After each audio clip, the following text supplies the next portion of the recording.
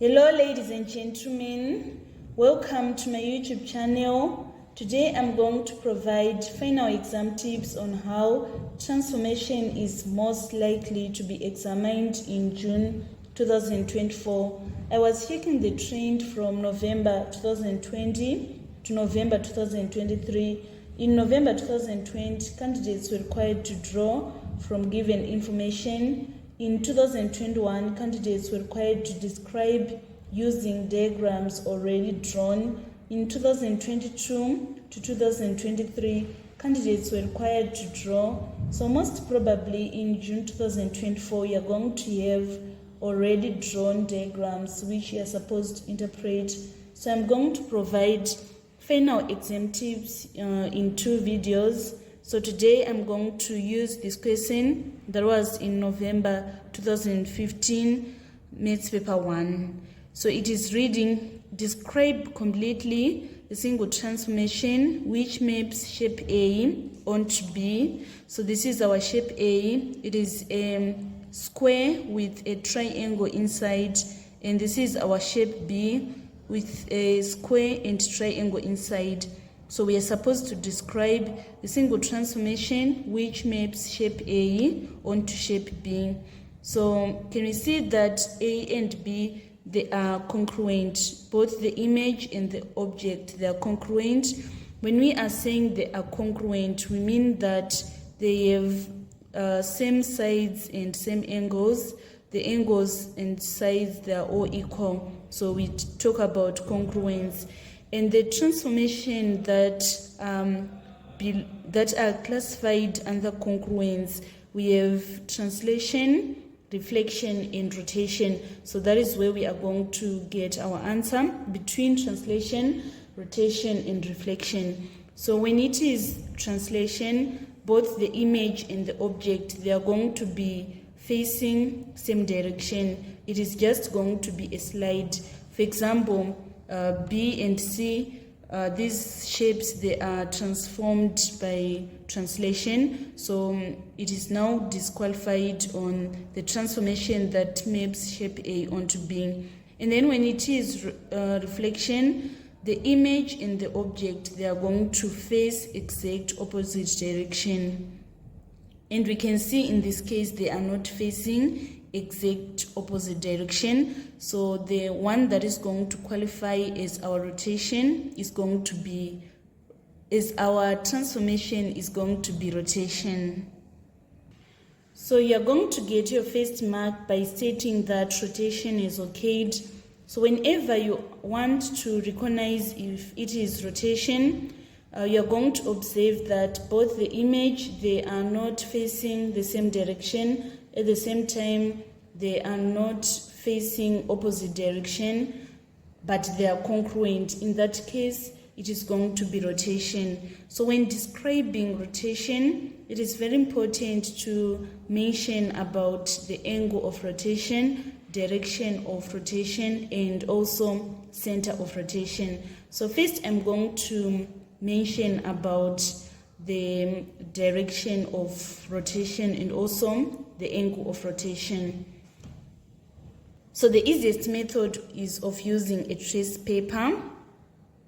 So this is the tracing paper that I've managed to come up with. So here, this is our 1, 2, 3, 4. That is what is appearing on our tracing paper. 1, 2, 3, 4. So now I want to find the angle and direction of rotation. So let us rotate this one. We want to rotate it 90 degrees. It is going to be like this. And can we see that this is not the same as this one? So we need to rotate again. This was 90, so we rotate 180. It is going to be like this. It is not the same as this one. So we need to rotate again finally, so that we now have 270 degrees. So can we see that now the tracing paper and the image, they are now facing same direction. So we have rotated this tracing paper 270 degrees and clockwise. So that is what we are going to write We can also rotate this tracing paper anti-clockwise. The one I was using was clockwise. I want to demonstrate if we are rotating anti-clockwise. So this is our tracing paper. If we rotate anti-clockwise, we are going to rotate like this. And we can see that the image and the tracing paper, they are now facing same direction. So we can talk about 90 degrees anti-clockwise. So this is how you obtain the second mark on rotation. And then finally, we now need to find the center of rotation. So let's say we are having this tracing paper. We rotate it 90 degrees anti-clockwise. So it was like this, right, on our object. And then we want to rotate it 90 degrees anti-clockwise. It is going to be like this. So this is what we are going to have on our image. We are having 1, 4, 2, 3, right? So we are going to use this information to find the sides which are corresponding. So this one is corresponding with this one. We are going to draw a line that is going to join 1 and 1. So this is going to be the line.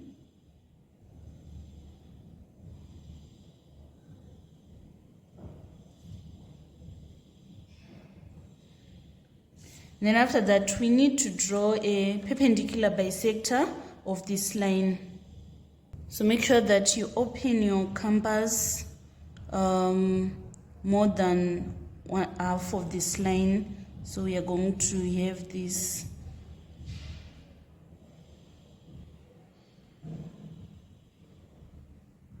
And then from this side, I'm going to draw another arc. I should make sure that the arcs, they are going to meet. That is what I'm going to do at the other side. So from this side, I'm going to draw another arc.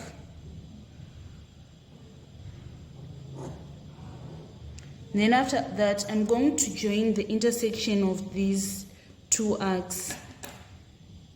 So by doing this, I have constructed a perpendicular bisector of these two intersecting points.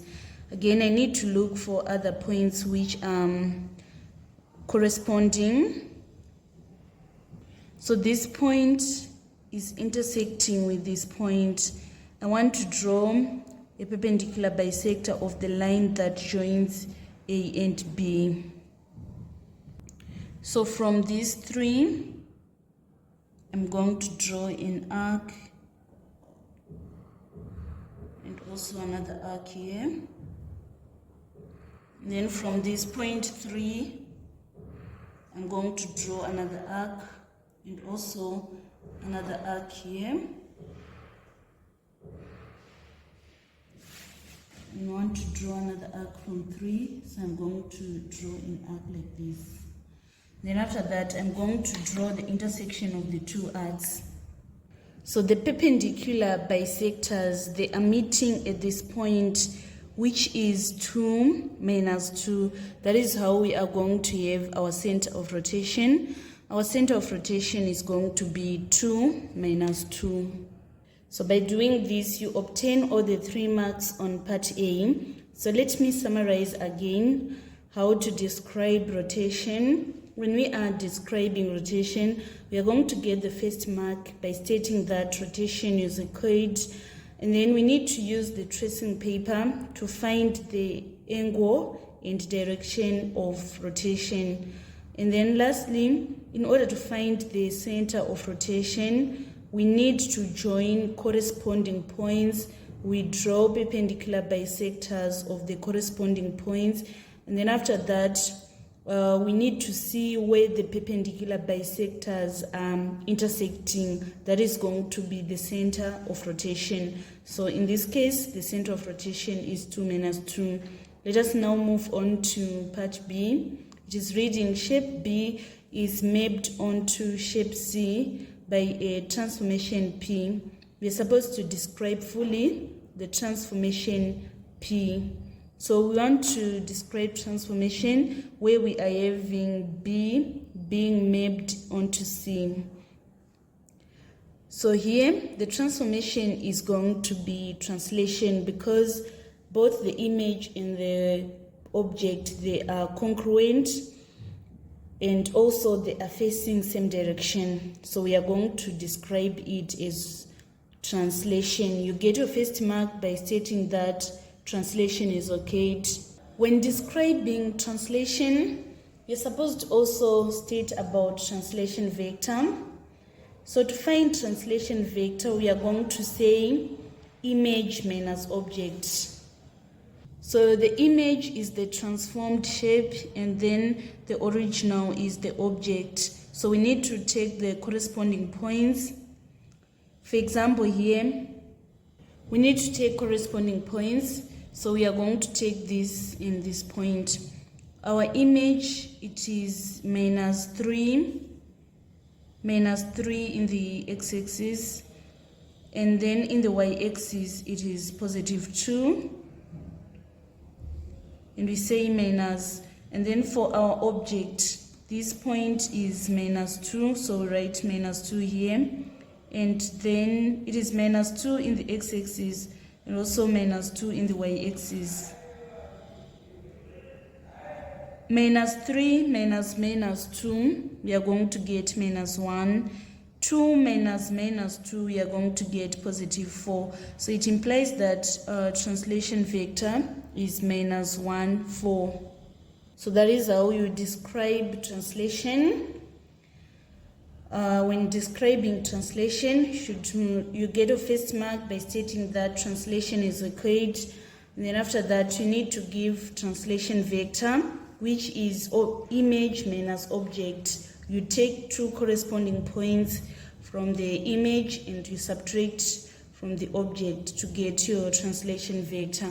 So this marks the end of our tutorial today on how to describe rotation and translation. Thank you so much, guys, for following me on this channel. Please don't forget to subscribe, like, and share my videos. I love you all. This is Eve signing out.